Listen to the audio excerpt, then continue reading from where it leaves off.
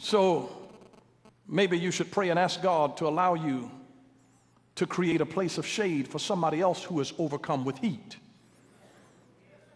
And let your shadow bring comfort to somebody just because you're there.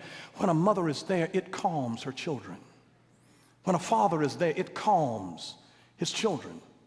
One of the reasons that I'm in my pulpit here most of the Sundays of the year is because when the shepherd is watching over his flock, there is a calm among the sheep.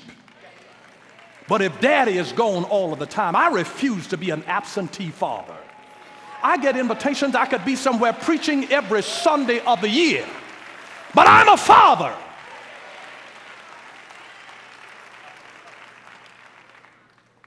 And maybe you should just pray, God, help me to create shade for somebody else. And as a father, I realize that I must plant trees under whose shade I will never sit, but it'll bring refreshment to other generations.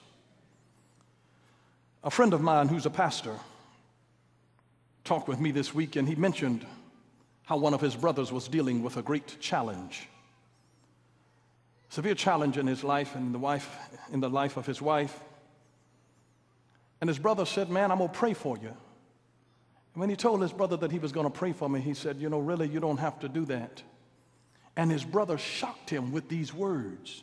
When he told my pastor friend these words, he said, really, you don't have to pray for me because I stand in the shadow of a righteous man. And his brother was floored. He didn't know that his brother esteemed him like that. And he was saying that I am blessed just because I stand in the shadow of a righteous man. And as you walk uprightly, God's blessings ought to be so strong on your life that it causes everybody around you to be blessed.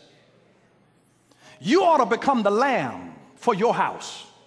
In the Old Testament, when the death angel was coming by, Moses told the people, get a lamb for every house and take the blood of that lamb and put it above the doorpost. One lamb for every house caused everybody in the house to be saved, whether they were right with God, knew God, or what. Because God had a lamb. Maybe you ought to be the shadow. Just one shadow for every house to say everything in this house. My God, everything that has come out of my loins. You be the shadow. One lamb for every house.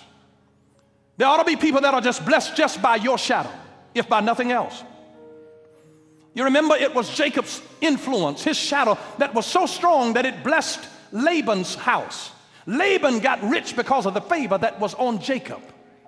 His sheep just kept multiplying and multiplying and multiplying because God's hand was on him, and he blessed those around him. You remember Joseph? God's favor was on him. He had a powerful shadow. Everywhere he went to the top, and he blessed him. In the prison, he blessed the place. He blessed them. He was second in command to the governor of Egypt. He was the prime minister of the country. Every place he went was blessed because of him. May I just remind you that there's a shadow that you carry, and even if the people are not godly at the place where you work, your shadow ought to cause a blessing in your work environment. Because you are there. Maybe God planted you in darkness for a reason, so you can walk in. You might say it's shadowy in this place, but you ought to be able to walk in the blessing of the shadow of who God has made you. Your shadow put on people's lives ought to start causing the blessings of God to come in them in an incredible way. Just your shadow, just your shadow, just your shadow, just your shadow.